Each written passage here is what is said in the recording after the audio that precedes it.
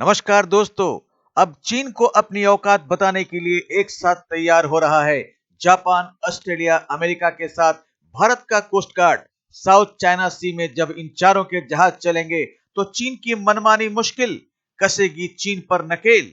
इन चार देशों के फौजी जहाजी बेड़े को क्वाड का नाम दिया गया है, यानी कि चौकड़ी। तो आइए देखते हैं पाक मीडिया इस पर क्या बात करती है। अपनी बात होगी वीडियो के अंत में, और अगर आपका दिल करे तो सब्सक्राइब भी कर देना। ऑस्ट्रेलिया, जापान एंड अमेरिका की फौजों के दरमियान तो ऑलरेडी बहुत ज़्यादा हम आहंगी है, लेकिन ये जो हम आहंगी इंडिया को साथ इंगेज करना चाह रहे हैं, ये इंपॉर्टेंट चीज़ है।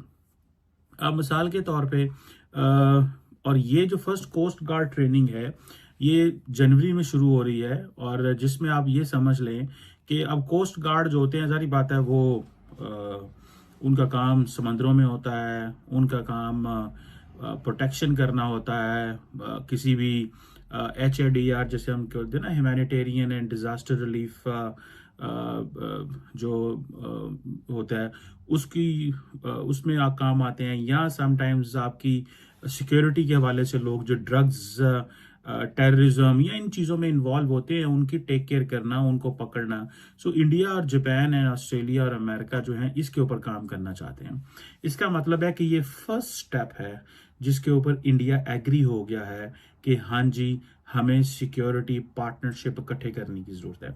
एंड देन आपको मजे की बात बताऊं, इंडिया चाइना, क्योंकि साउथ चाइना सी के अंदर बहुत सारी जगहों पे इंडियंस भी पेट्रोलिंग करते हैं, ईस्ट चाइना सी के अंदर पेट्रोलिंग करते हैं।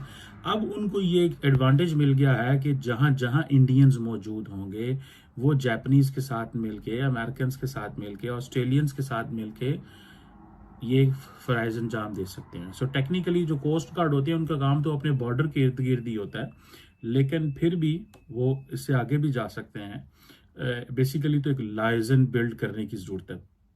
अब सुनने में ये भी आ रहा है कि ये जो एक्सरसाइजेज हैं ये जापान के इर्द गिर्द होंगी। सो पहली दफ़ा ही वो इलाके चुने हैं जो चाइना के करीब हैं, और ये बेसिकली आप समझ लें ट्रेनिंग एक्सरसाइज है। और इसमें चाइना का जो ग्रोइंग प्रेजेंस है ईस्ट चाइना सी के अंदर और साउथ चाइना सी के अंदर, उसको देखना है। So it means that the Indians are now ready कि हम अमेरिका के साथ मिलकर काम करने को तैयार हैं। अभी सुनने में आया था कि सितंबर के अंदर एक जो ये क्वाड्रिलेटरल सिक्योरिटी डायलॉग की जब ये मुलाकात हुई थी, आपको याद होगा जब सारी लीडरशिप सितंबर में प्रेसिडेंट बाइडेन की जो डेलावेयर में रेजिडेंस है वहाँ पे गए थे, और वहाँ पे इन चीज़ों के ऊपर जो है वो डिस्कशन हुई थी। आपको याद है कि चाइनीज़ जो हैं वो अपनी बड़ी लंबी चौड़ी मैरीटाइम डिप्लॉयमेंट कर रहे हैं अराउंड ताइवान। सो चाइना ने बेसिकली जो और ये ताइवान ऑफिशियल जिस पे बात भी कर चुके हैं कि जो लार्जेस्ट मैरीटाइम डिप्लॉयमेंट है इन रीसेंट मेमोरी, वो चाइनीज़ ने अभी की है। और ये क्या है, ये बेसिकली एक इंटिमिडेशन है। सो मुझे ऐसे लग रहा है कि इंडियंस आहिस्ता आहिस्ता वो जो अमेरिकन फोल्ड है या उसमें आ रहे हैं, क्योंकि अमेरिकन ने वो जो टेक ट्रांसफ़र है, जो टेक्नोलॉजी ट्रांसफ़र है, वो स्लो कर दी। जब वो स्लो कर दी, उस तरह चीज़ें नहीं की, तो it means they are asking for more commitments, उनको ज़्यादा commitment. So starting it from the coast guard, उन्होंने कहा जी कोस्ट गार्ड से कर लें, ये कौन सी दूसरी फौज है। अच्छा, मैं मज़े की बात बताऊँ, एक होता है आपकी मैरीटाइम सिक्योरिटी, एक होता है कोस्ट गार्ड। बहुत सारे मुल्कों ने जो मैरीटाइम सिक्योरिटी होती है वो नेवी के पास होती है, और बहुत मुल्कों ने अपनी जो कोस्ट गार्ड है कई दफ़ा फौजों को भी दी होती है। जैसे पाकिस्तान जो है, इसकी जो कोस्ट गार्ड है वो आर्मी करती है, आर्मी के फ़राइज़ में आता है। हालांकि उनका काम नहीं है, लेकिन समहाउ वो करते हैं। और इसी तरह अगर आप देखें कि इंडिया के अंदर आई थिंक जो नेवी होगी वो ही कोस्ट गार्ड का भी काम कर रही होगी, और मैरीटाइम सिक्योरिटी का भी, पेट्रोलिंग का वही काम कर रही होगी। बहरहाल आप देखिए ना, जो चाइनीज जो हैं उन्होंने कहा जाता है कि तकरीबन तकरीबन 90 के करीब जो वेसल्स हैं और जो कोस्ट गार्ड शिप्स हैं वो डिप्लॉय की हैं अराउंड ताइवान। अब अमेरिकन यही चाहते हैं कि जब ये जो ताइवान के करीब की है, तो ये जारी बात है लार्जर साउथ चाइना सी के अंदर सम हाउ दे बिलीव कि ये एक हमें रिस्पांस तैयार करना है। और रिस्पांस जारी बात है, ताइवान की मदद को किसी ने भी नहीं आना, याद रखें। जैसे यूक्रेन की मदद को कोई भी नहीं आया, इसी तरह ताइवान की मदद में किसी भी ने नहीं आना। सो ये एक लंबी चौड़ी आप समझिएगा ये जो जंग है, ये होगी। अब जो चाइनीज़ जो पीपल्स रिपब्लिकन जो चाइना है वो एक उसने प्रेशर बहुत डाला हुआ है ताइवान के ऊपर कि वो अमेरिका से मदद ना ले, जो एक्सटर्नल पावर्स हैं उसको इंगेज ना करें, वन चाइना पॉलिसी जो है उसको ही माना जाए, so on and so fourth. और जो चाइनीज़ गवर्नमेंट है वो समझती है कि ताइवान जो है वो पार्ट है चाइना का। सो ये जो ताइवान के इर्द गिर्द जितनी भी इन्वेस्टमेंट्स हो रही हैं, ताइवान के इर्द गिर्द जो कुछ हो रहा है, ऑब्वियसली इसके लिए अमेरिका ने तैयारियां तो करनी है। अब इंडियंस राज़ी हो गए हैं कि जी ठीक है जी, कोस्ट गार्ड की हम ट्रेनिंग करते हैं। कोस्ट गार्ड के बाद जारी बात है, इट मीन्स कि नेवी के लोगों की ही ट्रेनिंग होगी। With in navy maritime security force भी होती है, कोस्ट गार्ड भी होता है, डिफरेंट फोर्सेस होती हैं। कई दफ़ा ये चेंज भी करते रहते हैं, ठीक है। एक जो कोस्ट गार्ड के लोग हैं वो मैरीटाइम सिक्योरिटी में चले जाएंगे, मैरीटाइम सिक्योरिटी के लोग कोस्ट गार्ड में चले जाएंगे। सो इसको ज़हन समझ लें कि now the Quad is getting a security component. Quad जो है वो सिक्योरिटी कंपोनेंट है। Maybe I am reading too much of the situation, but that's a fact. किसी को अच्छा लगे या बुरा लगे, लेकिन दिस इज़ अ फैक्ट कि सारे के सारे एक चीज। और दूसरा ये है कि फॉर एग्जांपल ऑस्ट्रेलियंस हैं, ऑस्ट्रेलियंस क्या डिमांड करते हैं?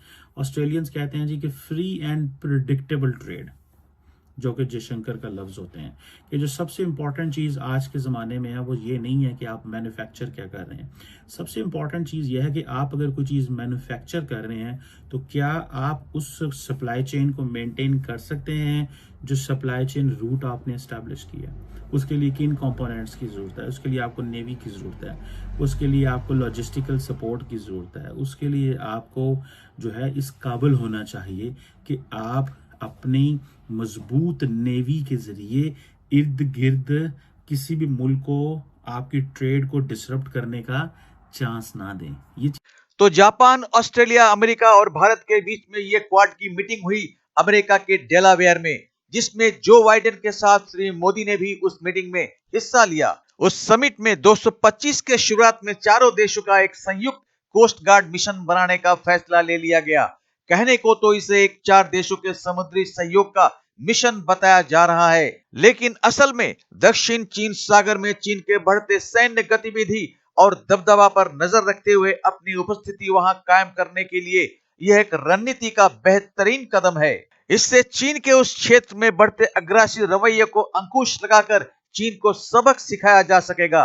उस क्षेत्र में चीन के मनमानी तरीके से युद्ध के अभ्यास के आड़ में दूसरे देशों को डराने के चाल को भी नियंत्रित किया जा सकेगा।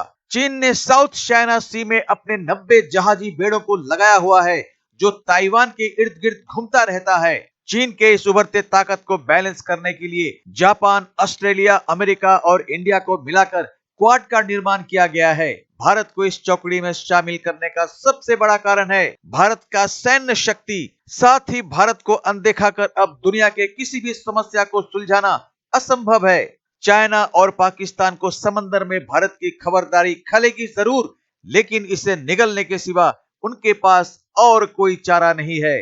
तो आज बस इतना ही, मिलते हैं अगली वीडियो में। तब तक जय हिंद, जय भारत।